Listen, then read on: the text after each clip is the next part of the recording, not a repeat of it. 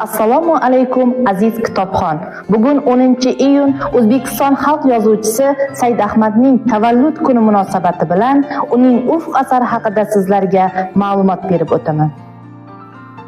O'zbekiston xalq yozuvchisi, O'zbekiston qahramoni Said Ahmadning Ufq trilogiyasi o'zbek adabiyotidagi betakror asarlardan biri hisoblanadi.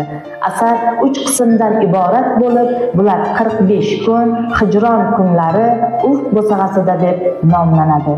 Asar Ikkinchi jahon urushi, urushdan keyingi o'zbek millati hayoti va katta Farg'ona kanalining qazilish davridagi voqealarni o'z ichiga oladi. O'qishlik, kitob yozish, uning har bir sahifasini, har bir satrini kitobxonga manzur qilish, uning ko'nglini olish bu oddiy ish emas. Bunday asar yozish uchun yozuvchida mahorat, ishtiyoq, hatto hech kim yengib bo'lmaydigan xohish ham kifoya qilmaydi. Bunday asar yozish uchun ilhom va qalb kerak. Abdulla Qahhor ta'biri bilan aytganda, Ufq trilogiyasi ana shunday asarlardan biri hisoblanadi.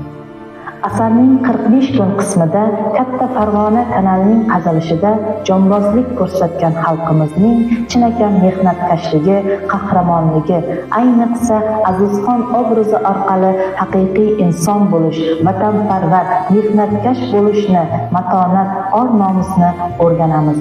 Hijron kunlari qismida esa ayniqsa or-nomus, vatanparvar Ikromjon, uning o'g'li urushdan qochgan Tursunboy hamda bitta farzandi dog'ida ado bo'lgan Jannat ona obrazlari juda ta'sirli va mahorat bilan tasvirlab berilgan.